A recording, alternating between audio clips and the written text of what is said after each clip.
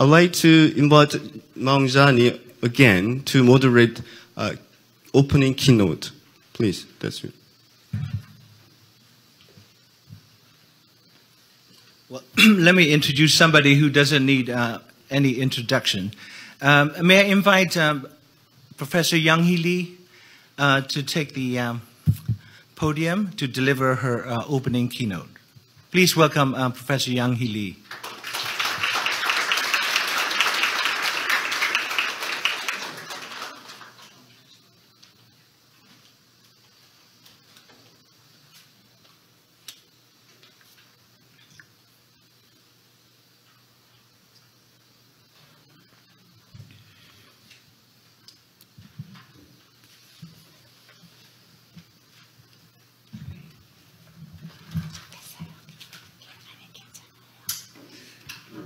Good morning, ladies and gentlemen. It's a great honor to be here in my own background, my front yard, as a matter of fact.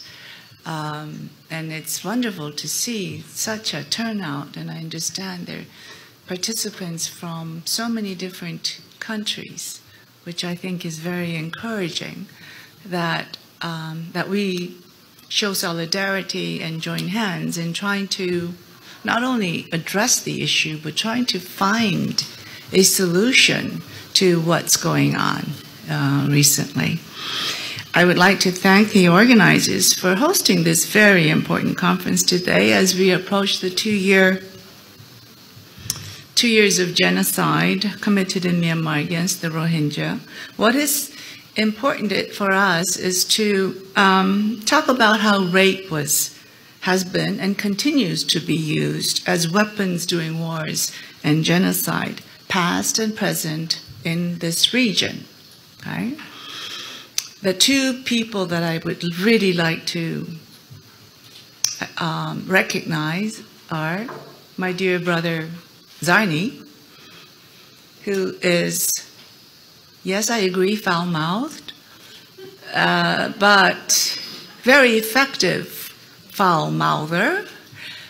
And he seems like he has a little magic hat where he pulls out things all over the world at very opportune times. And how he organizes these conferences worldwide is just beyond me. I cannot do what he's doing. And Kinam, who's more soft-spoken, who I fortuitously ran into in Dhaka airport a few years ago, has been such a great advocate, and he has joined hands with other civil society organizations in Korea, and is just really bringing the issue of the Rohingya into the public eye of Korea, and trying to make the connection with what's happened there as into what's happened here in Korea historically. We were under Japanese occupation for 36 very long years, very long years. So I'm going to start today with speaking about, I want to share something about what Zaina Bangura, the former special representative on sexual violence and conflict, had once said. I quote her. She said, "Sexual violence and conflict needs to be treated as the war crime that it is. It can no longer be treated as an unfortunate collateral damage of war." That is such a strong message. Okay? And how often have we treated sexual violence as just an unfortunate collateral of war that happened in the past? Yeah. We must remember that during World War II, all sides of the conflict were accused of mass rapes. However, neither of the two courts set by Allied countries to prosecute suspected war crimes in Nuremberg and in Tokyo recognized the crime of sexual violence. This is definitely a big reason why the crime of comfort women, for lack of a better word, I think, sexual slavery, left a terrible legacy, which has lasted until today in our country and in our neighboring countries. I've seen some colleagues from Taipei who's come, and I'm very happy that you're here. It was only after the ICTY, the International Criminal Tribunal for the former Yugoslav in 1993, included rape as a crime against humanity. The court later expanded the definition of slavery as a crime against humanity to include sexual slavery. Then the ICTR, the International Criminal Tribunal for Rwanda, in 1994, also declared rape to be a war crime and a crime against humanity. In 2002, the ICC, the International Criminal Court, included rape, sexual slavery, enforced prostitution, forced pregnancy, enforced sterilization, and any other form of sexual violence of comparable gravity as crime against humanity when committed in a widespread or systematic manner. The court later issued warrants including several counts of rape as both a war crime and a crime against humanity. In Myanmar, the military, the Tatmadaw, has continued to employ this horrific tactic of sexual violence in Kachin, Shan, Cayenne, and now in Rakhine State for decades with total impunity. Just yesterday, the FFM, the Fact-Finding Mission, just launched a second mini thematic report on sexual violence during conflict. And I have said repeatedly that the modus of operandi of Tatmadaw during conflict in other ethnic areas has been the same as what we've seen recently in Rakhine State. They used rape against women, girls, they used mass killings, and just a few years ago, a mass grave was discovered in northern Shan. They not only used forced sexual violence against boys and women, boys and men. And I have spoken, and when I visited prisons in Kachin State, in Bamon, I met with young men who were accused under the terrorist law as harboring or having affiliation with terrorist organizations. And how they break into these people was the Tatmadaw will, of course, will torture you and deprive you of sleep. They make you engage in sexual activity in front of others, in front of the Tatmadaw, the officials. That really breaks people's soul, not only their dignity. And listening to these young men telling me this, it was the most difficult thing for me. And after the 2016 so-called ethnic cleansing, which the Tatmadaw considered as clearance operation, tying of women in the homes or taking women out to the hills, gang raping for days, tying women up, tying men up in houses, locking the doors and burning these houses, okay? Raping multiply in front of their kids, doing all kinds of horrific acts against women and young girls, even pregnant women, throwing or slashing or cutting heads off of infants, throwing infants into the fire. And I have seen kids who were rescued by their mother with multiple serious burns. And when you see a little boy of 3 years old who came up to me one day in Cox's Bazar. And he had no expression in his face. And he wanted to tell me that they did this to my father, meaning they chopped him to pieces in front of a 3-year-old boy. Can you imagine the trauma that leaves this boy? And the longer for me as a child developmentalist, I work with child abuse and trauma and prevention of child abuse and what the abuse, early childhood abuse has, how it manifests later in that person and how it affects the society. We worry about re-victimization, and the longer they stay in these camps in dire conditions, they've been there for 2 years now, or some more than 2 years. Of course, in the 90s too, some came. Every morning they wake up, they see where they're waking up to. Kinam said good morning, but it's really not a good situation they're waking up to. That is, every day they are being re-victimized and being reminded of why they're there and what that long process was for them for even getting to that place. Okay. The two keywords of this conference are genocide and accountability. And against this backdrop, how does one move forward? First, I would like to speak a little bit about genocide. Then I would like to speak a little bit about accountability. And finally, I will discuss how to move forward in the context of Myanmar. And that's the title of my keynote, How to Move Forward. Okay?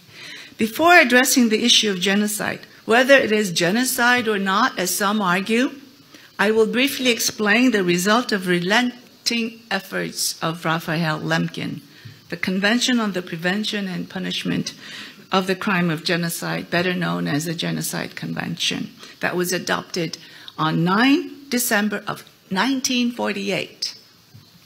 Finally, genocide was codified, was classified as a crime under international law. Since the entry into force of the Genocide Convention in 12 January of 1951, it took about 3 years to enter into force because you had to have a certain number of countries that would ratify an international treaty or a convention for it to enter into force. This convention enjoys about 150 ratifications and 41 signatures. Of note, Myanmar became a party to this convention in 14 March of 1956. As aforementioned, how to identify what has happened in Myanmar and that which is continuing into the present day has been debated by many. I firmly believe that one must call a spade a spade. There is ample support for identifying the current situation in Myanmar as genocide, an ongoing genocide. Allow me to support my position by explaining briefly what the convention states. The convention defines genocide under its Article 2 as one of the following acts committed with the intent to destroy, in whole or in part, national, ethnic, racial, or religious groups such as killing, maiming, killing members of the group. Second, causing serious bodily or mental harm to members of the group. 3, deliberately inflicting on the group conditions of life calculated to bring about its physical destruction in whole or in part. 4, imposing measures intended to prevent births within the group. 5, forcibly transferring children of the group to another group. Article 3 goes on to list the following acts as punishable. There's 5 acts. First, genocide. Conspiracy to commit genocide. Direct and public incitement to commit genocide. attempt to commit genocide, complicity in genocide. Does that all ring a bell to you? Does that say something about what's happened in Myanmar and what's happening in Myanmar currently? I don't have to go into details further. The intent has been demonstrated by the statements made by the high-level government officials and the commander-in-chief of the Tatmadaw, Myung Line, General Myung Line. Statements such as, and he said this publicly, and I quote, "The Rohingya are unfinished business," clearly points to the intent. The fact-finding mission in Myanmar, for Myanmar in 2018 in its Human Rights Commission report found 4 of the 5 defined acts: killing, causing serious bodily harm or mental harm, inflicting conditions of life calculated to bring about the physical destruction of the group in whole or in part, and 4, imposing measures intending to prevent births. Births have been regulated for the Rohingya for many years.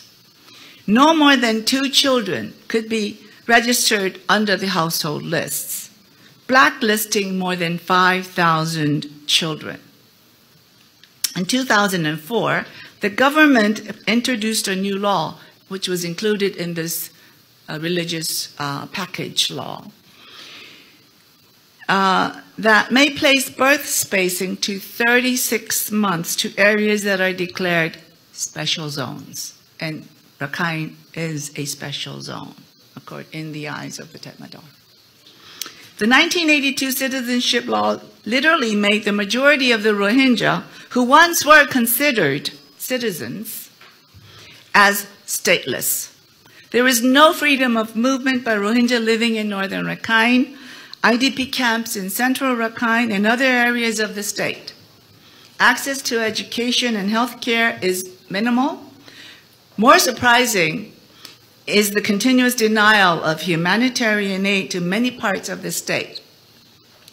The actual number of deaths recorded is not conclusive, but Médecins Sans Frontières MSF survey estimated at least 6,700 Rohingya were killed during the 2017 attacks. Myanmar has not allowed any international investigators into Rakhine since 2017 August clearance operation, including myself. Let us not forget the so-called clearance operation that drove out over 80,000 Rohingya in October 2016 following ARSA attacks of October 9 of that year. I am concerned that the international community is beginning to overlook the situation of over 1 million Rohingya refugees in Cox's Bazar, which is now truly a human rights crisis. Responsibility for which lies in Myanmar. It is entirely their responsibility to bring about all necessary conditions for all the people they forcibly drove out to return, and they are completely failing to do so. The remaining Rohingya in Myanmar continue to be denied their rights and persecuted by authorities, making returns from Bangladesh impossible at this time. 128,000 Muslims, including Rohingya and Kaman, of whom 53% are children, still live in encampments in central Sittwe, with no freedom of movement. Even those who participated in that famous 2014 pilot citizenship verification process in Myeobon still do not have freedom of movement. The only free quarter, it's a misnomer, I think, Ong Mengla in Sittwe, it's not free, where about 5,000 Rohingya live, also exhibit dire conditions. They have no freedom of movement to move outside of their so-called free quarter. In Chokpyu, the booming area where a special economic zone will be constructed, thousands of Kaman Muslims, who are one of the 135 recognized ethnic minorities under the 1982 citizenship law, still remain in camps since 2012. Now, are these conditions conducive for return?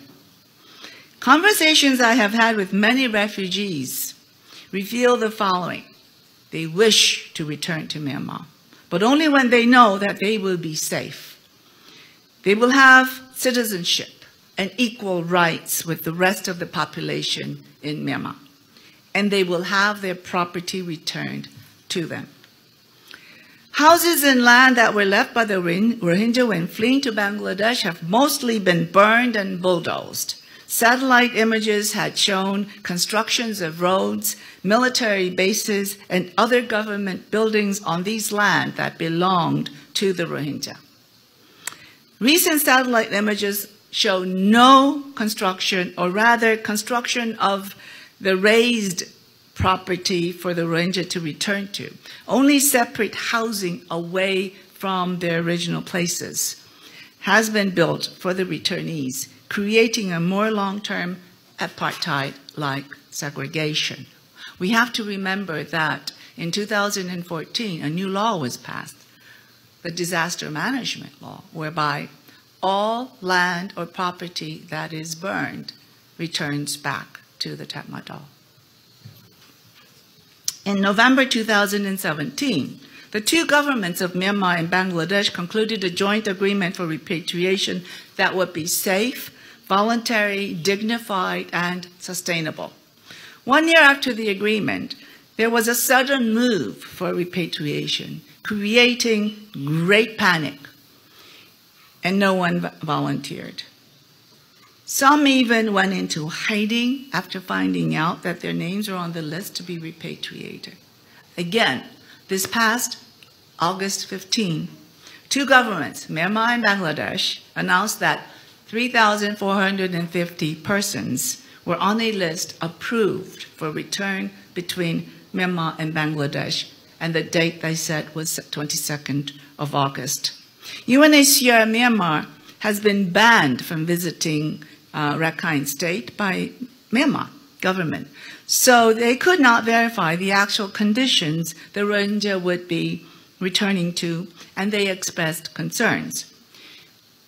No one volunteered to return this time too. Yesterday I was given information about buses waiting for in the transit area, and no one volunteered to return. Unless conditions were safe and citizenship status were restored, and that everyone individually were consulted and made true voluntary decision to return.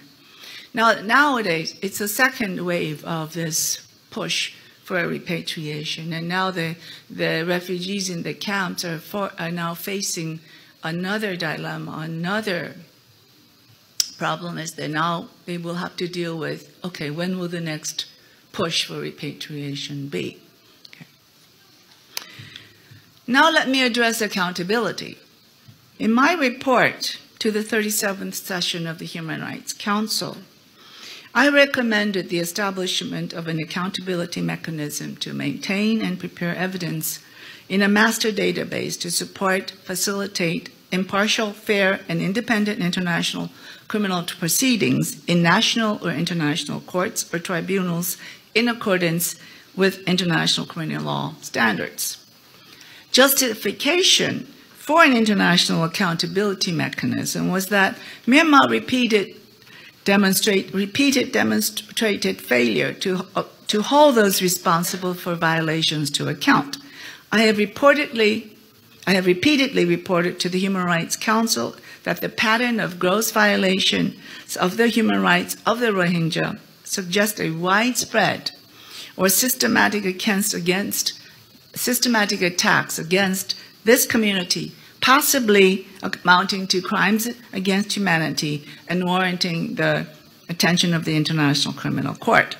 However, moreover, I have consistently been raising concerns over possible commission of war crimes and crimes against humanity in Kachin and Shan states, where a protracted conflict has been taking place since 1961.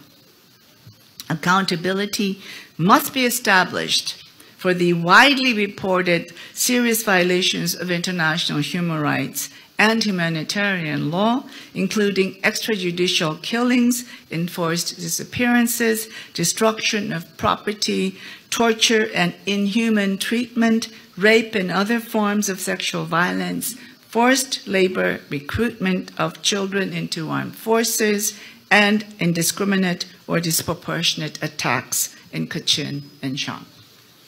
It is clear to me that accountability cannot be achieved in the domestic arena. The military announced in March that it had established an investigative court to respond to allegations made by the UN and non-government organizations.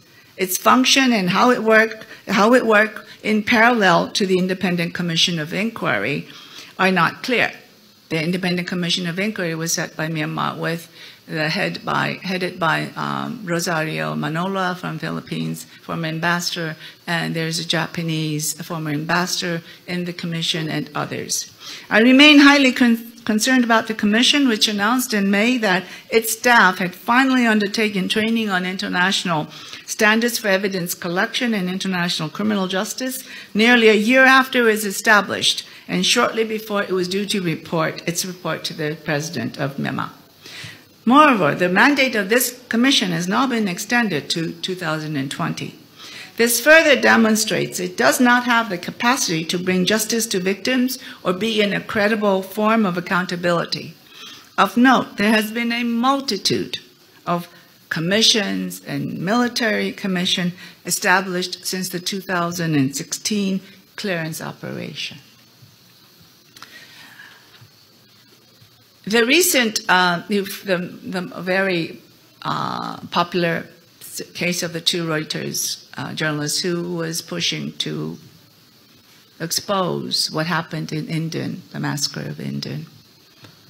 They were sentenced for 515 days. They were put in jail. They were finally pardoned by the president, but their charges were not dropped. They still are, their charges are very serious charges under the Myanmar law. Whereas they found 7 soldiers who took part in this Indian massacre.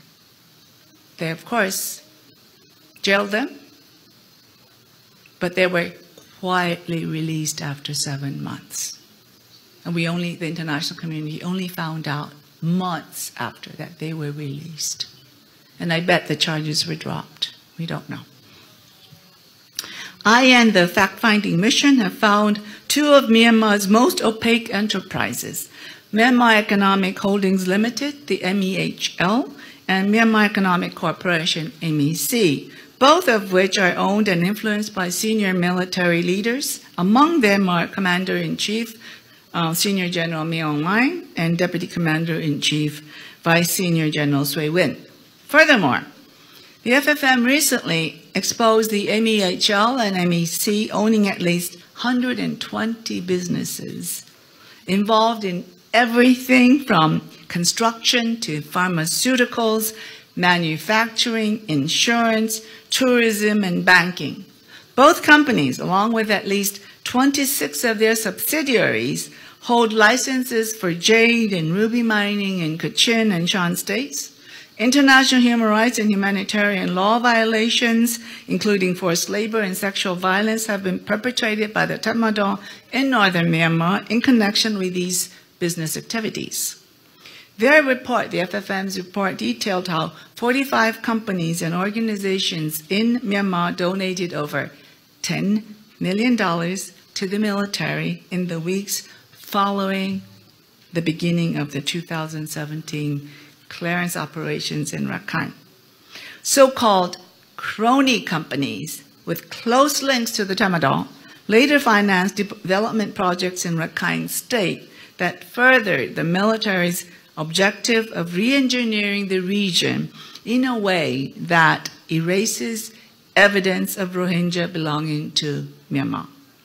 Their report named 2 companies, KBZ Group and Max Myanmar, which helped finance the construction of a barrier fence along the Myanmar-Bangladesh border. Knowing that it would contribute to the suffering and anguish associated with preventing the displaced Rohingya population from returning to their homes and land. They also found that at least 15 foreign firms have joint ventures with the Tatmadaw, while 44 others have some form of commercial ties with Tatmadaw businesses.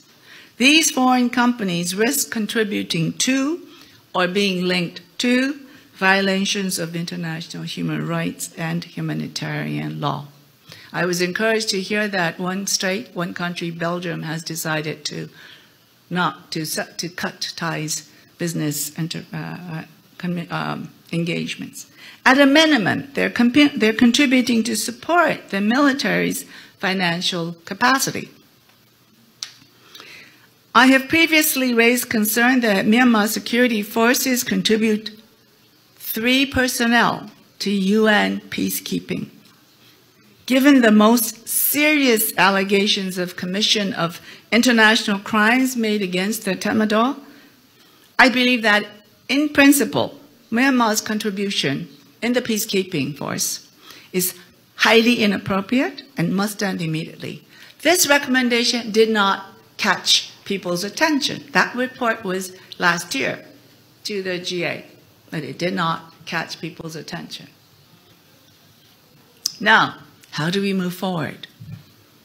I have, throughout my mandate, advocated for an end to impunity, redress for past abuse, establishment of the rule of law, and democratic reforms. First and foremost, Myanmar must be referred to the ICC without delay. Establishment of an international tribunal was also suggested by me. In addition, application of universal jurisdiction is another means of moving forward, where different countries can apply universal jurisdiction when members of the Tatmadaw or the persons who are known to have committed or contributed or complicit to genocide when they're traveling. Of course, the ICJ is another avenue, and the OIC has now brought this case, initiated a case. The Gambia has initiated a case, the ICJ. But that seemed to have stalled. It's been about 2 months, and we don't hear much from ICJ. Moreover, I have been urging that together with civil society, the international community consider justice in a broad sense to deal with Myanmar's past in accordance with the pillars of justice, truth, reparations, and guarantees of non-recurrence. Accountability necessarily involves criminal justice. However, non-punitive measures are also important. These include the government recognizing and taking responsibility of what has happened in the past. Saying, yes, we had done these terrible things, and we are going to fix it. That is a first step for any government to move forward on accountability. Without taking these steps, denial and avoidance will only continue and serve to encourage ongoing systematic violations. Specifically, I recommend that the international community keep victims at the center of all approaches to justice and accountability and take gender into account. In addition to reparations, urgent interim relief should be provided to victims who interact with the newly established IIMM and other accountability processes in the future, such that they are ensured protection and access to livelihoods, education, health, psychosocial, and trauma care and legal assistance. Victims should also be provided with assistance and support in accessing accountability mechanisms, and their right to remedy must be upheld, including through reparations, compensation, restitution of property, and guarantee of non-repetition. Restoration of citizenship to members of the Rohingya community with an assurance that they can enjoy the same rights as the other Myanmar citizens is recommended. and seizing arbitrary and discriminatory denial or restriction of citizenship rights and documentation to members of minority religions or ethnicities are also recommended. Amending or repealing the 1982 citizenship law should also be conducted. Furthermore, revising or repealing all arbitrary and discriminatory regulations, laws, and policies that have been previously identified by me should be conducted. The Kofi Annan Commission came up with a recommendation, and I think, I'm afraid this is a misnomer, a pathway to citizenship. That's a misnomer. I strongly disagreed with that. It was the one sticky thorn, and Kofi Annan had to compromise with the government of Myanmar, especially Aung San Suu Kyi. And so they kind of watered it down to say pathway. What if the pathway leads to a detour or a short end? But we have to remember that before 1982 citizenship law, many of the Rohingyas were citizens of Myanmar. So I keep saying, restore their citizenship. And even within the 1982 citizenship law, if it was applied by the letter and the spirit of the law, many of the Rohingyas will still have their citizenship. They would not be considered stateless.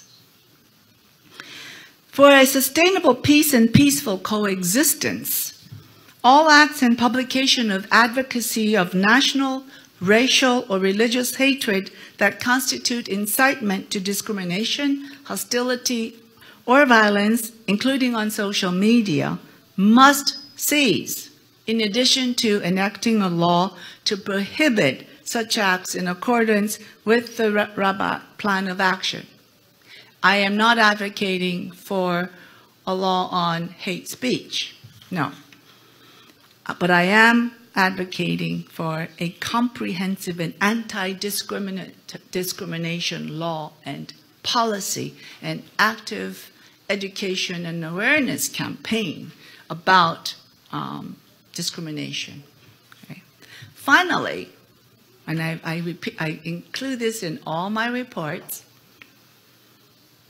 although you have heard the Rosenthal report, you have heard of the Rosenthal report, a comprehensive, transparent, independent review of actions by the United Nations systems must be conducted, ensuring that any final report and recommendations are made public. You will see these exact words in 3 of my reports to the UN, consecutive reports.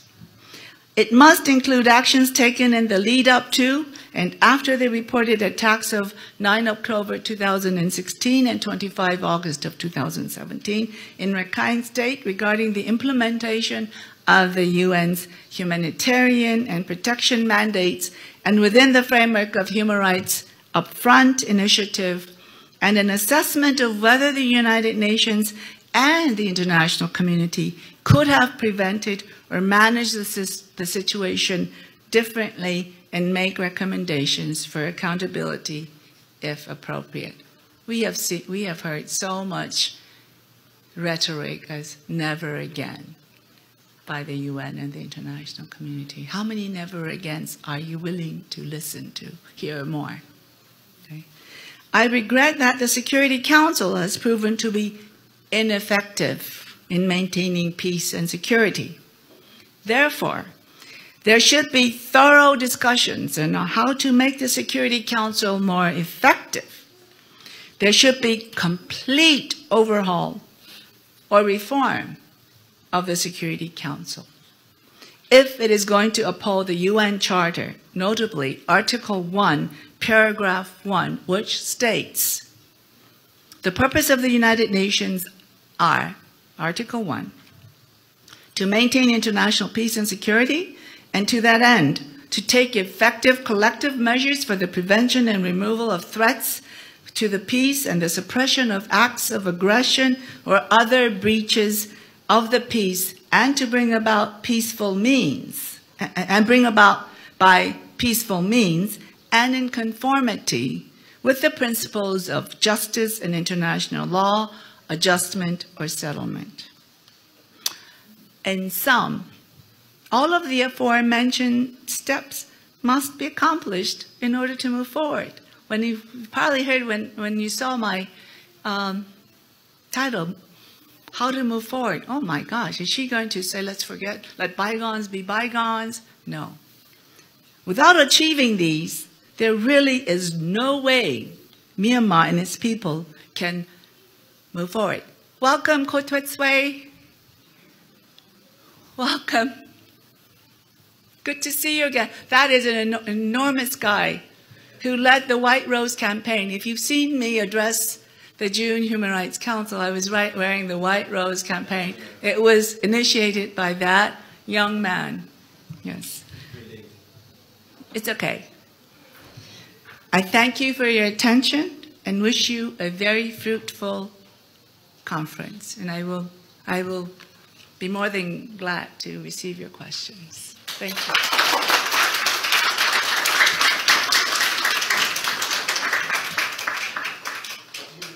Sure. Sure. Yes.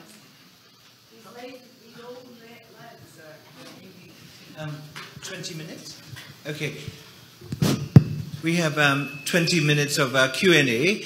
I will take 3 questions at a time, but I want to kick off this Q&A with my own question to Yanghee. As you well know, the genocides are not exclusive properties of the Nazis or the Africans, but we in Asia have lived through, since the end of World War II, a number of major genocides. The genocide of the Chinese under the pretext of anti-communist, by Indonesia under General Suharto in 1965, followed within a decade by Khmer Rouge genocide that wiped out 1/3 of the entire population. That has been called, after 40 years of the act, genocide. And in between, we had 1971 West Pakistan genocidal attacks against East Pakistan, today called Bangladesh. And now today, yes, Sri Lanka, towards the end of the ending of the war. And at the time, the UN Secretary General was Ban Ki-moon.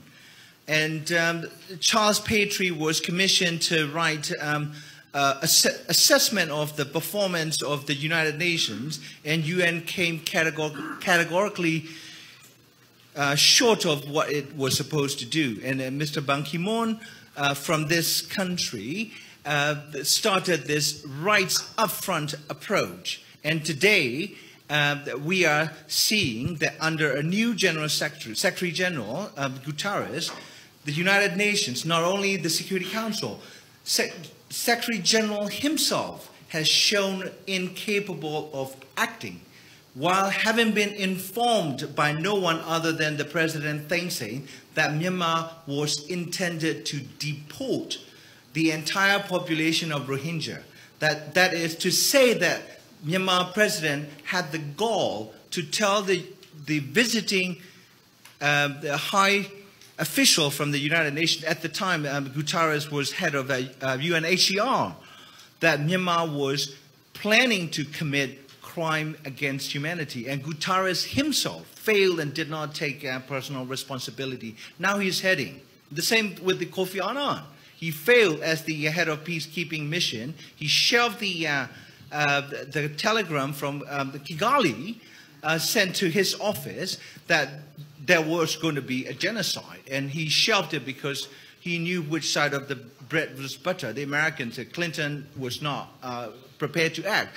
So do you think that Asian continent today, from Japan all the way to India and anything in between, have been extremely, it's made up of two types of states: bystanding states, such as ASEAN states, with the exception of Malaysia, and sadly, Republic of Korea, taking a bystander position, and active collaborators: Japan, Philippines, China, India, protecting and supporting Myanmar. What is the possibility of acting on the legal and moral obligation under the Interstate Treaty, Genocide Convention? Finally, in 2007, Yugoslavia, not tribunal, the states of Serbia and Montenegro were challenged by Bosnia and Herzegovina at the International Court of Justice. And the ICJ ruled that all the member states, not just the signatories of the Convention of the Genocide, are obligated under international law to act to end impunity and genocide. Do you think a country like South Korea should be morally and intellectually brave enough to mount legal challenge at the ICJ using Genocide Convention instead of leaving it to an African country like Gambia? That's my first question, and then we'll take 3 questions. See, that's a mouthful, Zarni. That's a mouthful and a mindful. I can speak a whole afternoon on that topic, actually. Well, if you look at, and please, I'm not going to make a political statement here. This is my home ground. But I must say, I am going to call a spade a spade.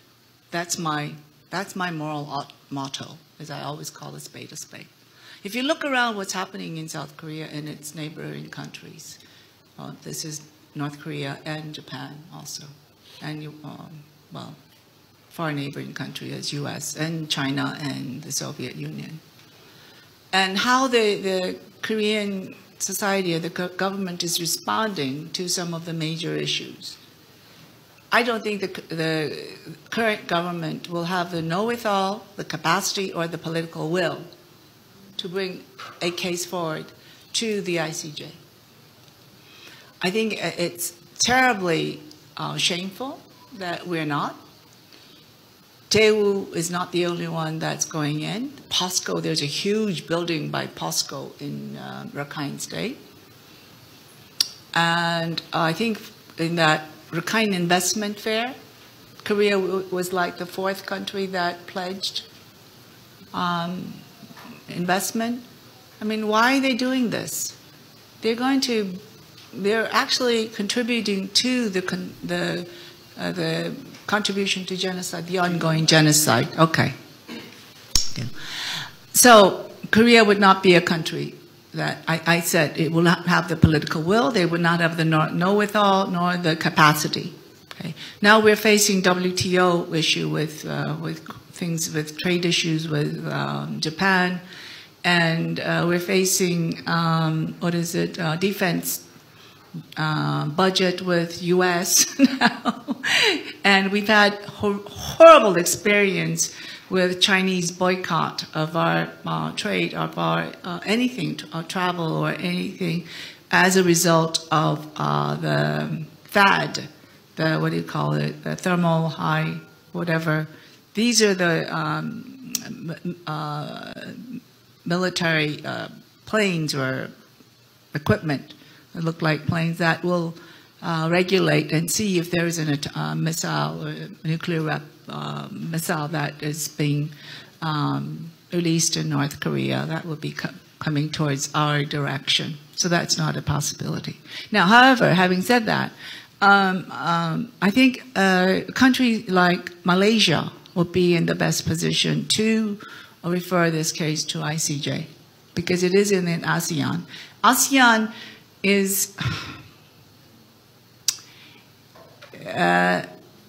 with their principle of non-interference has been very, very quiet, and I do engage with ASEAN countries. I was just in Malaysia, Kuala Lumpur, and I engaged with the Deputy Prime Minister and the Foreign Minister, of course, the Deputy Defense Minister, on the issue of the ASEAN and what Malaysia can do in terms of this. And I think Malaysia would be in a good position to refer. They are party to the convention. And then I think Indonesia is also in a good position to do this. But we'll have to see. And I think your engagements in Malaysia and Indonesia have been very helpful. And I think we're waiting to see some fruition to our multiple efforts. Mabra, and there's one other hand. And can I get one? Okay, three. Michimi, you go first. Yeah, so, yeah. Okay. So I have a question broken in two parts. You said, obviously, the Security Council needs an overhaul and review. How realistic is that? And how do we move forward to get that? That's the first thing. And second thing is, for the last 2 years, we have patted on the back Bangladesh for allowing 1 million refugees to come inside, etc., etc. And there is an active encouragement of Bangladesh for its humanitarian efforts. Is it time now, considering this is the second time a forced repatriation has been pushed forward, and Basunchar discussions have been pushed forward as well, statements made by the foreign minister yesterday as well. Is it time for us to now actually say, hang on, calling a spade, Bangladesh is actually complicit in this genocide alongside Burma? Okay, the second gentleman.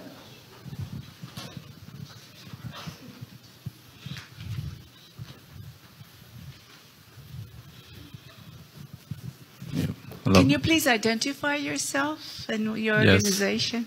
Yes, my name is John. I'm also a Burmese. I'm a ethnic minority and a Christian. And I'm also a doctorate scholar. So I agree with all your suggestions. It is good to... There's two issues in Myanmar case in my recommendation. First thing is immediate action, you know. All these things, immediate action taken from international community and within domestic action. So I agree all this case violated by Myanmar government and those things. And second thing is, you know, it is not easy to understand by many other countries because the concept of ethnic minority in Myanmar is not easy to understand. It's not same with other countries. So that is one basic problem, is structure problem in Myanmar. And like that, extreme Buddhism, extreme Burmanism, they make structure problem. So that's included a lot of violation in Myanmar, you know, like economic crime. You know, Myanmar is big economic crime, in my opinion. With this economic crime by military and government, there's a lot of right violations happen. And so with this structure problem and those things, if we can solve it for a long time for forwarding the country, nation building like federalism and all the structure, I think we can solve a lot of things like ethnic minority, like a major ethnic group. If they have their own federalism and their own right to build, I think within their own state, you know, they can solve a lot of things. Within Rakhine State, I think Rohingya can be also the main group in Rakhine State. But now, the central government, military, or Burman government interfering in ethnic community state, the ethnic has no right to decide by their own, many cases. So this is a structural problem. That is my recommendation. Thank you. Okay. Michimi Sensei here.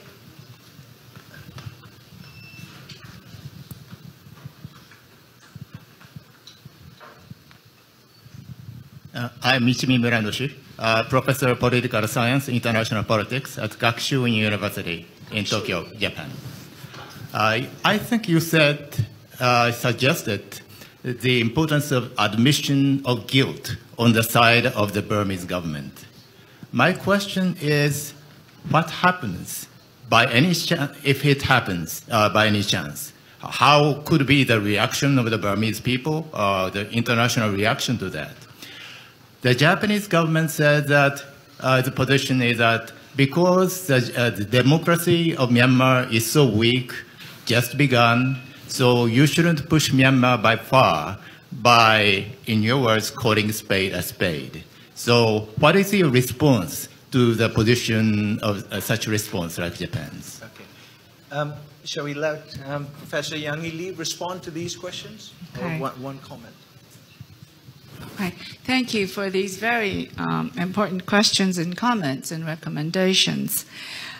How do we do an overall of the Security Council? Well, of course, it's the member states that will have to be on board. The United Nations, the Security General, Ban Ki-moon and now Guterres, they're out to do a reform of the United Nations. But this is the Secretariat of the United Nations, I'm sure, and it's all of its agencies. But I think it's the member states that need to bring this forward. And there have been some movement within the Security Council. For instance, what is holding many issues back is the P5, the veto vote of the P5. And is that fair? I mean, in this modern age, 21st century, is it acceptable? And some countries have started to raise that issue of, okay, let's take a flat vote, not just notwithstanding the P5 veto vote, to even put Myanmar on the Security Council agenda, or even a resolution, a strong resolution. And they've kind of watered down and taken to a president's statement, or, you know, they've really didn't do anything that was substantial, okay? As long as China and Russia are in the Security Council P5 with enjoying the veto vote, there won't be any movement on the Myanmar issues. However, we don't know. Maybe China will have a different heart and say, okay, let's see how this will take its own course. So we're hoping that to make China to understand that it would be in their best interest, and I'm not going to go into China and its own problems in its own backyard, because that's not my mandate. Maybe they might. So I think this is where all the 193 members, well, 192, excluding China, states must engage with China to talk about this, okay? Now, should we hold on and say, hang on, let's call Bangladesh and see if they're complicit to this genocide? Let's not go that far yet. I wouldn't go that far yet. It's very frustrating that there's no movement, there's no change. And Sheikha Hasina had said in one of her public meetings that during the last year, there were 40,000 new births in Cox's Bazar. So you can imagine the density of the population there. But we have to understand and recognize that no country in the world is hosting the largest refugee camp of the 21st century.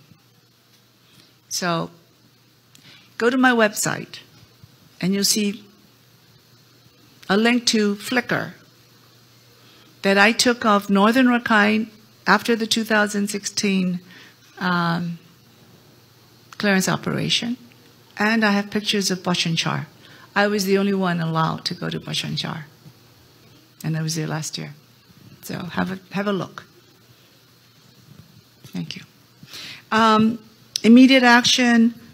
I don't know if it was a question to me, but the structural problems, the Mabaka is a major force in the Myanmar society. So I don't know how to comment on this, but you will see that the Tatmadaws' involvement in all the business activities throughout Myanmar, and how how some of the military funds are also being channeled into Tatmadaw, into Mapadaw. Yeah.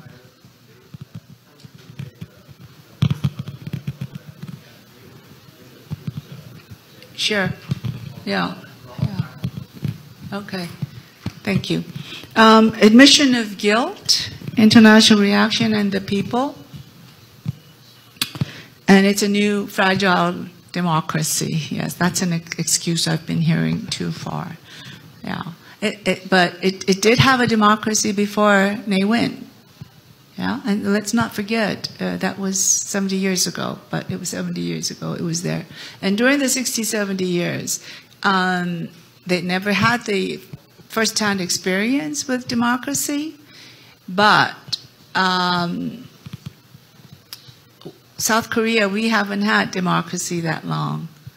And I've been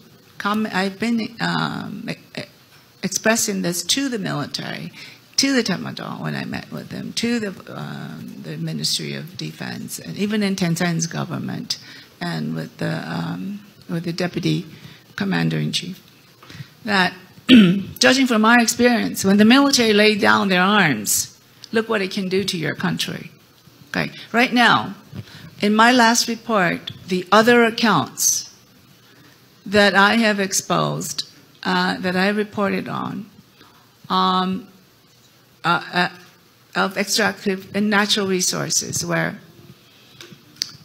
55% of the revenue flow into the other accounts. Only 45% go into the government revenue. The 55%, we don't know where it's used, how it's used. There's no oversight. It's not transparent. All that money can be used to support services that is needed in Myanmar.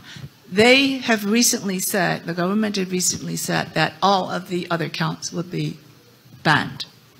Okay. Myanmar is not a poor country.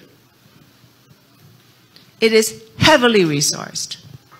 Natural resources. You have gold, you have oil, you have natural gas, you have jade, which produces 90% of the world's jade, high quality jade, and also 100% of Chinese consumption.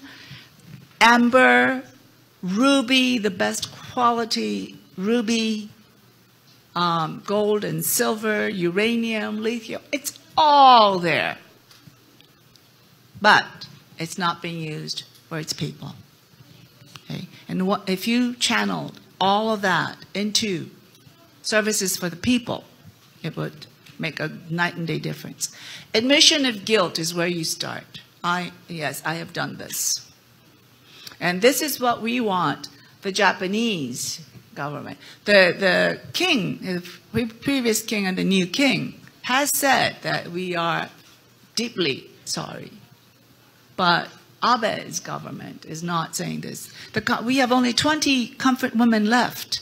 They're all passing away. And they don't want money at this point. They want restoration of their name and dignity. Okay? And the way that can be done is for Japanese government to say, yes, we are sorry. It's not just it's not just the sexual slavery, it's also forced labor. We have many people who were shipped to Sakhalin, and now they're in eastern, central Uzbekistan, Kazakhstan. They're third-generation Koreans are there as a result of shipped forced labor to other places. My aunt, I have an aunt who was actually in the border and the dock of being shipped as a comfort woman. She was a high school student. My mother had to go and get her. My father was recruited to the Japanese army. And so we know what that process is like.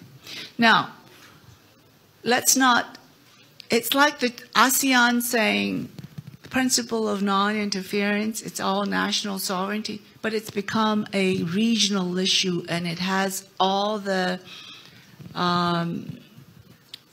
indicators that it will potentially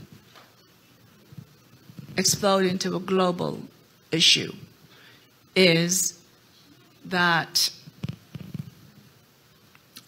being quiet diplomacy. Let's be incremental, let's not push too far. I don't think that has worked. Quiet diplomacy in Myanmar has not worked. It has not worked. Look what's happened.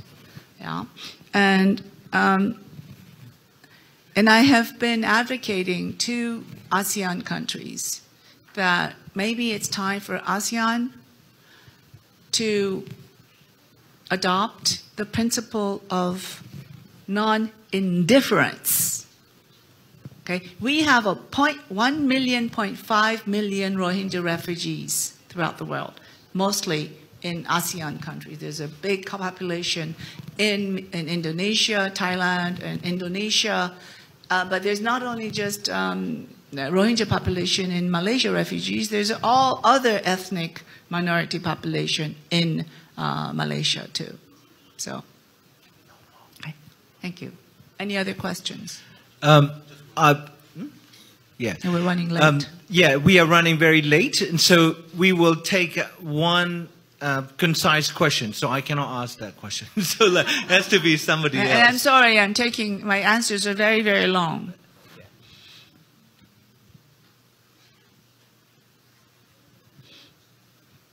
Yasmin, please. You're the last one. Yeah.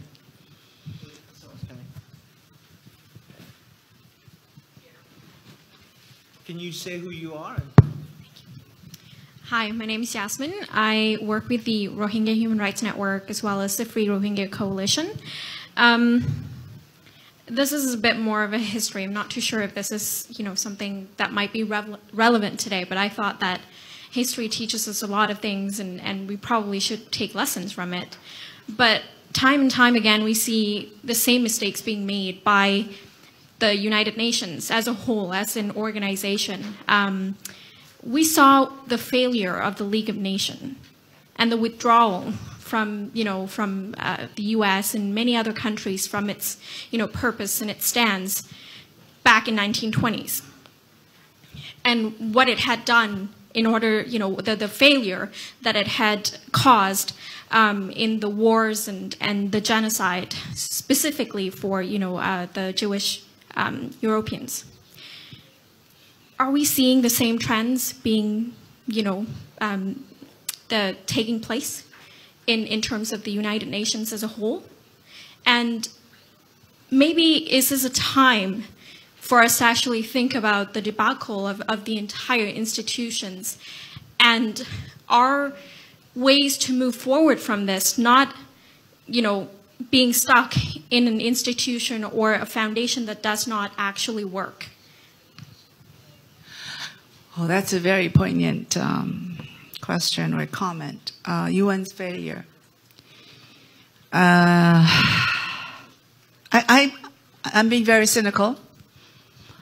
I think the United Nations as a whole has an attention span not longer than a bird. I'm sorry. United Nations has grown humongously. It's a big, huge dinosaur. They've lost their vision, why they're there. Back to the basics. Why was an agency started? What's your vision? What's your purpose? And what's your mission? That's lost.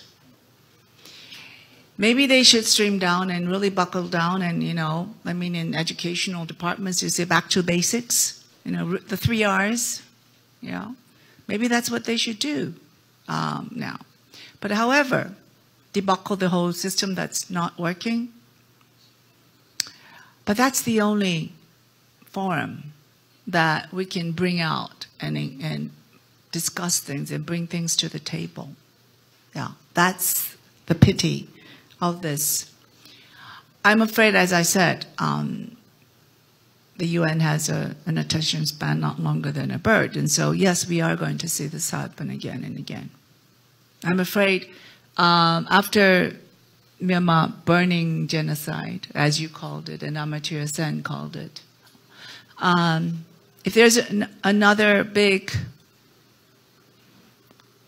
crisis, attention will move there. And then they say, oh my God, we have to do another study, and it's a systemic failure.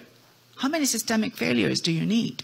I mean, why can't you fix the first systemic failure? Okay. I always tell my graduate students, they're here too, and my children, when they said, do you know the similarity? Please don't quote me. I'm sure you're being on YouTube. But this is when I educate my own children, let's say, raising my own children. There are similarities and differences between a fool and a wise person. Do you know what they are? What are the similarities? Both a fool and a wise person make mistakes. The difference is a fool repeats those same mistakes, whereas a wise person learn from those mistakes and try not to make them and prevent these mistakes from happening when they see signs. Okay? As Adama Dieng said, genocide doesn't happen with all of a sudden overnight killing and mass rape and mass killings. It happens with discriminatory regulations, small incitement to violence, some intolerant activities, some insensitive words back and forth. It's a long process. And so you would see these signs happening. So, okay, thank you. Thank you very much. On the cheerful note of the United Nations of the Fools, shall we give Professor Yanghee Lee a warm round of applause? Thank you.